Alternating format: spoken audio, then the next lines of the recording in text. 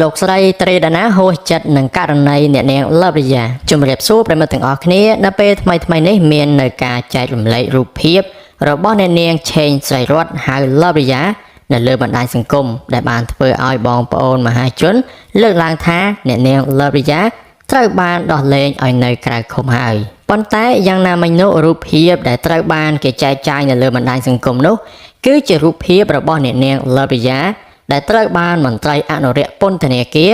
នាំចេញទៅដើម្បីធ្វើការពិនិត្យនៅសុខភាពរបស់អ្នកនាងនិងកូនក្នុងផ្ទៃតែប៉ុណ្ណោះជាក់ស្ដែងគិតត្រឹមថ្ងៃទី23ខែកុម្ភៈឆ្នាំ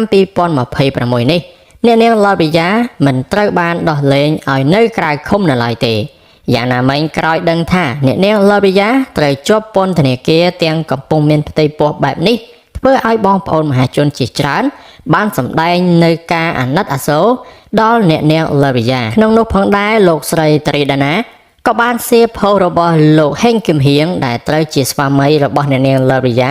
ដែលបានបង្ហាញពីអារម្មណ៍ខូចចិត្តព្រោះតែឃើញនៅរូបភាពភរិយារបស់លោកស្ថិតក្នុងសភាពគួរឲ្យអាណិតធ្វើឲ្យលោកស្រីត្រីដាណាពោលដោយហួសចិត្តនិងជូនពរទៅអ្នកនាងលបរិយាថាសង្គមមួយនេះគួរឲ្យខ្លាចណាស់មនុស្សខ្លះចាំតែហៃអើបើសរសើរទាល់តែមនុស្សជោតែបើជន់ដល់បាតកម្មពៀមានពិតមិនចាំជាតិក្រោយសូមឲ្យបងស្រីនិងកូនមានសុខភាពល្អសូមបញ្ជាក់ជូនបងប្អូនប្រិមិត្តផងដែរថាសម្រាប់រូបភាពរបស់អ្នកនាងលបរិយាដែលស្លៀកពាក់ខោអាវអ្នកទោសនោះគឺមន្ត្រីអនុរិយពន្ធនាគារនាំអ្នកនាងទៅពិនិត្យសុខភាពនៅមន្ទីរពេទ្យដោយមានការអនុញ្ញាតពីតុលាការសមត្ថកិច្ចបានឲ្យដឹងថាក្រោយចាប់ខ្លួនគាត់បានមួយសប្តាហ៍ទើបដឹងថាគាត់មានផ្ទៃពោះបាទបងប្អូនប្រិមិត្តអញ្ចឹងនេះក៏ជាចម្ងល់មួយរបស់បងប្អូនមហាជនខ្លះដែរដែលគាត់បានលើកជាសំណួរថា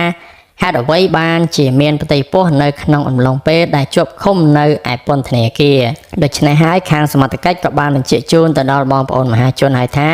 តាមពិតទៅដំបូងឡើយមិនបានដឹងថាគាត់មានផ្ទៃពោះទេប៉ុន្តែយ៉ាងណានោះគិតមកដល់ពេលនេះរយៈពេលនៃការពោពោះរបស់អ្នកនាងលបរិយា